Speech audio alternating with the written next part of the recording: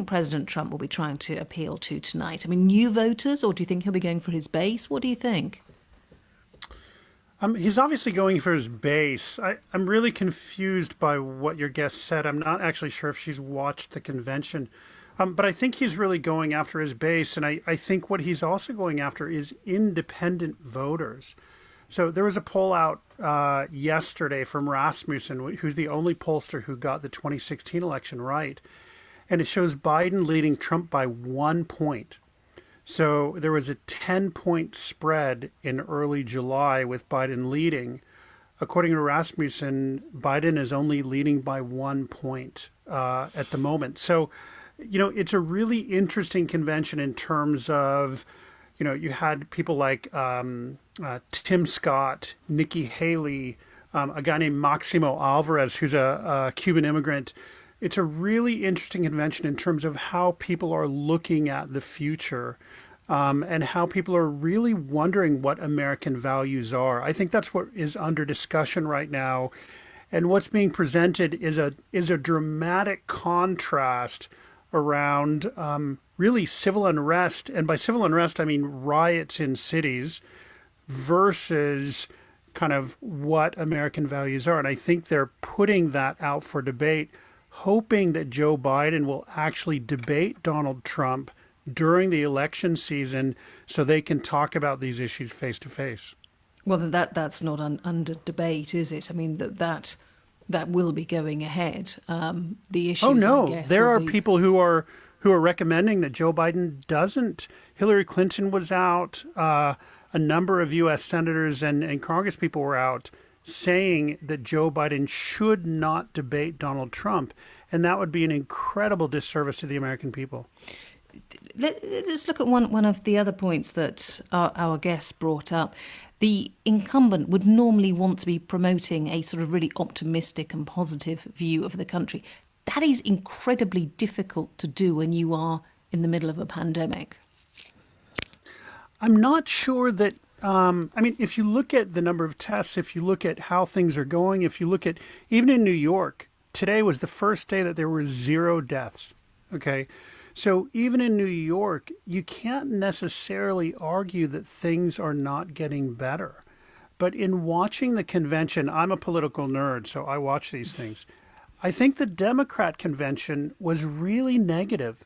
The Republican convention, the speeches that I've seen have been very, very positive and very, very encouraging. So I think there really is a contrast between those two.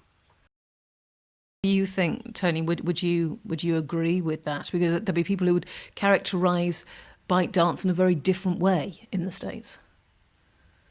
Yeah, to be honest, I don't think many people in the U.S. are thinking about that. I definitely understand the Chinese perspective, but I think if you look at the buyers, from the buyer's perspective, Doug McMillan at Walmart, very smart. Satya Nadella at Microsoft, very smart. What does Microsoft get out of it? They get an ad network, and they can compete with Google for a very innovative ad-driven product. What does Walmart get out of it? They compete with Amazon, and they can get a very interesting demographic for shopping and keep them as they grow. So I think from the buyer's perspective, I think it would be very interesting. In terms of the price, look, these things come and go. I think they're not going to buy it for a song. They're going to buy it for real money. People in China are going to be enriched from this. And it's not as if you can transition that technology from China to the U.S. in 90 days. There's going to be a transition period. There's just going to have to be oversight from the U.S. side in terms of security and other things. So I understand that China feels that way. China has a history of a lot of problems. I was in Asia for 15 years. I saw firsthand a lot of what China's done on the tech side. So, there are sins on both sides. So nobody is innocent here. I just wonder whether you could give us an update on Hurricane Laura, because you're there in Texas, and I understand you have avoided sort of the worst of it. I think the phrase from the governor was dodged a bullet. But, I mean, no less, there has been damage. Yeah, look, I wanted a hurricane, and I didn't get one. I went to Louisiana instead. I'm trying to make the best of it. But we expected it to hit us about 1 a.m., and we had clear skies all night. So it is a serious hurricane. There is serious damage. In Houston, we went through this 3 years ago with Hurricane Harvey. We lived through that. We saw the wreckage, and it's pretty awful, actually. And so what will happen is we'll see this in the news for the next, say, few days.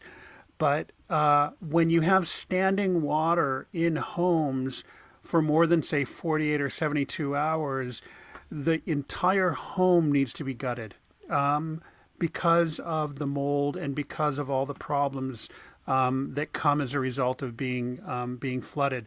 So these poor people who are in the path of this, they are going to have to be dealing with this for weeks. There are going to be volunteer crews that go out to these homes to tear up the inside of the homes and help these guys just find a place to live.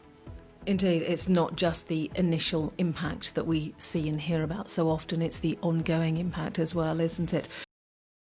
Tony, let's ask you about the big cities within Texas. We heard about New York from Samira, but what sort of impact has been seen in places like Austin or Houston or Dallas? Well, we have two offices in Texas. One is in Houston, one is in Dallas. I think the one that's been the most stark is in Dallas, and we have an office in downtown. And don't forget, we had the protests that were very aggressive in Dallas as well. So that really pushed a lot of people out of central cities midsummer. So it wasn't just COVID; it was also the unrest in cities. So our team would largely go into the office then, although they had the optionality to stay home too. Some of them stayed home. But we've kept our offices open as long as the local authorities would allow us to do that. Let's talk about the technology that Samira was finding out about in her report, and the temperature sensors, but some of the technology that would mean that you could walk into, as an employee, you could walk into a building and you wouldn't physically have to touch anything until you actually got to your office desk or whatever. Do you think as a people we're becoming more accustomed now because of this? We've had to become more accustomed to quite sort of invasive surveillance technology. Many people would see this. When I lived in Asia, I think we had 5 or 6 pandemics. So temperature scanners and these sorts of things in public spaces are just normal. You just get used to it, even when there's not a pandemic. So I think in the U.S. and in, let's say, in Europe, if that sort of stuff is to become the norm, I really don't think it's that big of a deal. I think it's something that people will get used to and they'll be quite comfortable with. It's interesting because both of you obviously have the experience that you have, but I'm speaking from someone who lives in London. I'm obviously still working from home, but I have been back into the office, and the temperature scanner there does feel alien, simply because it is something which we are not used to. I wonder, though, if I'd been in the office or going into the office every day, that by now, actually, I would just breeze through it and wouldn't even give it a second thought. It is interesting how people are adjusting and adapting to so many different things in the world of work. And actually, our offices and our city centres go the same way. Tony? If you go through airports a few hundred times with temperature scanners on it, like people in Asia do, you just get used to it.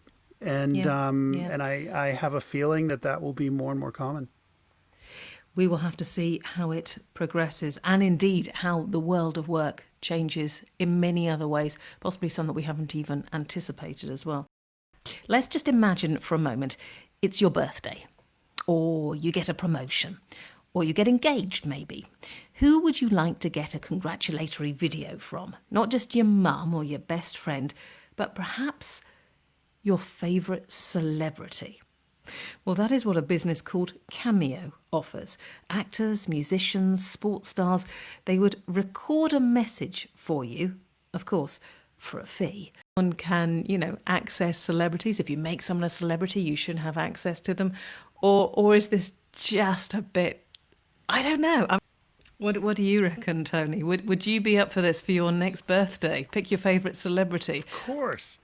I would love a happy birthday message from Samuel L. Jackson. Why not, right? So, look, people want it. They want to pay for it. Celebrities want the money. So no harm done. I think it's a great idea.